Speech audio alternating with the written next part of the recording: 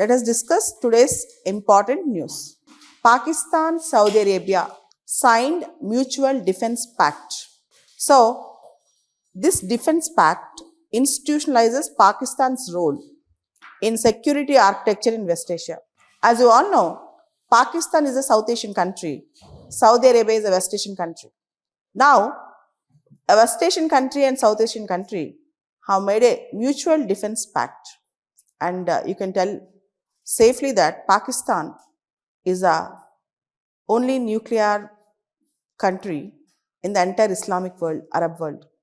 And a South Asian country providing net security to West Asian country. And this entire mutual defense pact, it is a multi-pronged defense cooperation. It's a multi-pronged defense cooperation. And here you should understand, an attack on one country is considered as an attack on other country. If someone attacks Saudi Arabia, it means that Pakistan has to rescue Saudi Arabia and vice versa. Now, Saudi Arabia recently invited Pak Prime Minister. Pak Prime Minister went to Saudi Arabia. Pak Prime Minister, Defense Minister, Foreign Minister and Pakistan Air Marshal Asim Munir, they all went and they got a red carpet welcome. Along with red carpet welcome, F-15 fighter jets escorted Pakistan Prime Minister. That was the welcome Saudi Arabia gave to Pakistan Prime Minister. And as per the Mutual Defense Pact, Pakistan's armed forces, few of them will depute into Saudi Arabia, and already Pakistan is giving military training to Saudi officials and soldiers. Now, Pakistan will enhance its military training to Saudi Arabia, and strategically, it's a bad news for India, as from last 11-12 years, we are following effective West Asia policy, and most of the Middle East states have given red carpet welcome to Narendra Modi and also highest civilian awards to Indian Prime Minister. And now, whether Saudi Arabia prioritizes India or Pakistan over India is a big question. In fact, I can tell you, with respect to this Mutual Defense Pact, now Pakistan and Saudi Arabia have come together. With this defense pact, Saudi Arabia and India relations might be at jeopardy until Saudi Arabia dehyphenates its ties with India separately and Pakistan. So now Saudi Arabia has to deal with India strategically differently and with Pakistan differently. And it also disrupts, this entire pact also disrupts Abraham Accords. Abraham Accords are the accords which were signed between Israel, UAE, Israel, Bahrain, Israel, Sudan, Israel, Morocco, etc. In fact, I can tell you now the entire Sunni Shia community coming together, looking at Israel as a common enemy, and even that I2U2, India, Israel, USA, UAE, even this grouping will also be at jeopardy now. And for Saudi Arabia, with respect to Saudi Arabia, they want to build modern Saudi Arabia, and they are diversifying their trade also. And now they are diversifying their defense partnerships also. Now, Saudi Arabia is literally coming under Pakistan's nuclear umbrella. And earlier, the Middle East countries used to think that America is a net security provider. After Israel attack on Qatar, the entire Middle East was shocked. And now they are forging different ties with different countries. And I can tell you, this mutual defense pact between Pakistan and Saudi Arabia is not, it has not happened suddenly. It happened out of a lot of negotiations.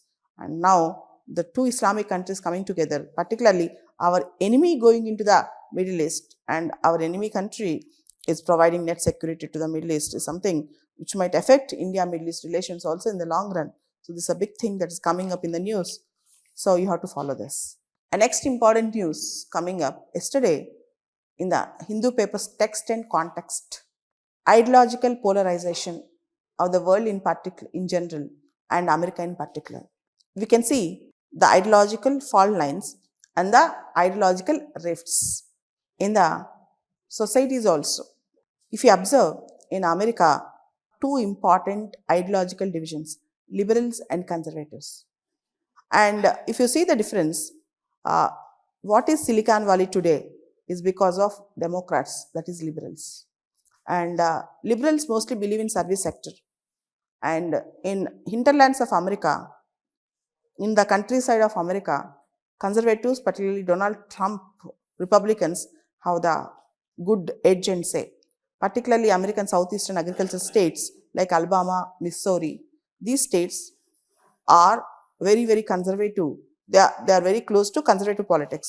And the Democrats in America, that is the liberals, they love globalization and they improve service sector, and they have taken service sector as a pivot for the development of America. Example, California, Pennsylvania, etc. And conservatives and Republicans are Republicans. Conservatives are Republicans. They are supported by agrarian states and also Bible Belt. So those who follow Orthodox Christian values, particularly some southern states in USA. Particularly some southern states in USA. Yesterday in Hindu paper, old Civil War rifts we can find right now again in American societies and Western societies. And in America, the liberals or Democrats are the strong votary of women's rights, and they also support the policies with respect to climate change issues, and they also support of LGBT rights, rights of abortion, pro-immigration and multiculturalism. Whereas the conservatives, also called as, now most of them are in Republican Party, they are anti-abortion, pro-gun rights, and they also believe in Judeo-Christian values, especially white Judeo-Christian values, and they are anti-immigration, anti-globalization, and they are also anti-climate change policies. And Donald Trump is a modern manifestation of this conservative ideology, and to an extent he is a modern manifestation. And they also believe in economic protectionism, isolationism. For example, make America great again. America is for Americans. And they are also at present promoting Islamophobia in America. One such example for conservatives, Charlie Kirk. One such example for conservative in America is Charlie Kirk. And even in UK, you can see the polarization in the recent past. If you observe, Unite for Kingdom rally, which has happened last week in UK, led by Tommy Robinson. And they're also believing in white supremacy, white nationalism. And most importantly, getting inspired from MAGA, Make America Great Again. They're also empowering new concept, Make Europe Great Again, MEGA. Inspired from MAGA, now European countries are coming up with the new tagline, MEGA. And most importantly, you can see in many parts of Europe and America, clash of values and fault lines, ideological fault lines, not only in the politics but also in the society. And in Western countries, we can see a new rift.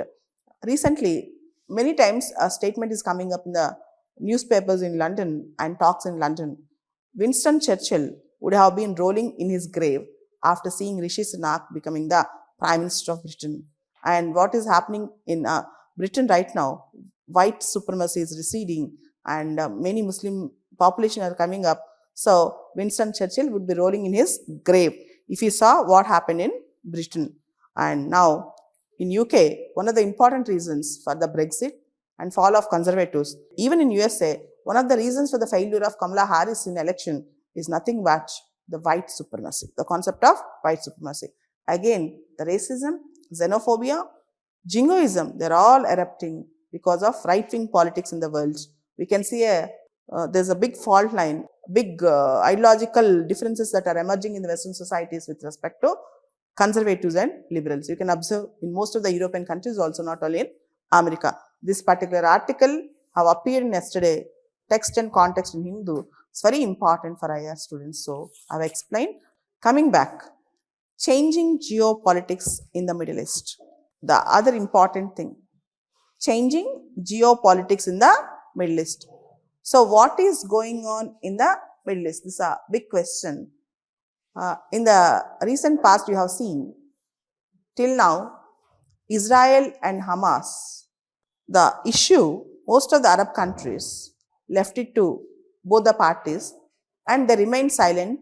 And particularly if you see in the recent past, Abraham Accords were signed.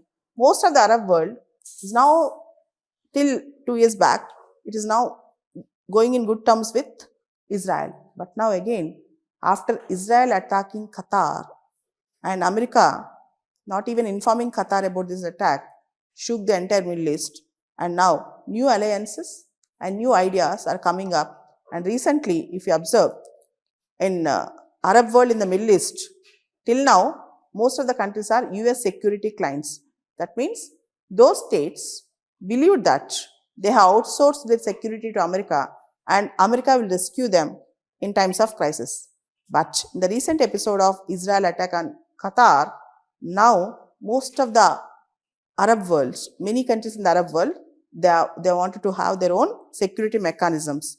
In fact, Donald Trump's policies with respect to Israel, most of the Arab world, now they are skeptically looking at them. Most importantly, Arab countries could not maintain their deterrence properly against Israel, and Israel is becoming aggressive and offensive with respect to other Arab countries also. Here, recently, there's an extraordinary Arab Islamic meeting happened on September 15th. Extraordinary Arab Islamic meeting. Almost 40 Islamic countries attended the meeting, including Pakistan, and almost Arab League plus Organization of Islamic Countries. All these countries, they have convened a meeting, extraordinary meeting at Qatar on September 15th. And this summit is called Arab Islamic Extraordinary Summit. On the sidelines of the summit, Gulf Cooperation Council members also met. And in fact, Egypt proposed a new concept called, it's an old concept proposed by Egypt. Again, it reiterated this concept, Arab Islamic NATO. To protect whenever there's an attack on any Arab world, for a collective defense arrangement, Egypt have proposed Arab Islamic NATO, and this was supported by Iran and Pakistan also. For the first time, you can see in the Arab world, the Sunni Shia differences were subsided, and they identified that their common enemy is Israel. So, Sunni countries and Shia countries, they all have come together, and now they are feeling that Israel is the common threat and the common enemy. So, Israel is a common enemy to the entire Arab world for Sunnis and Shias.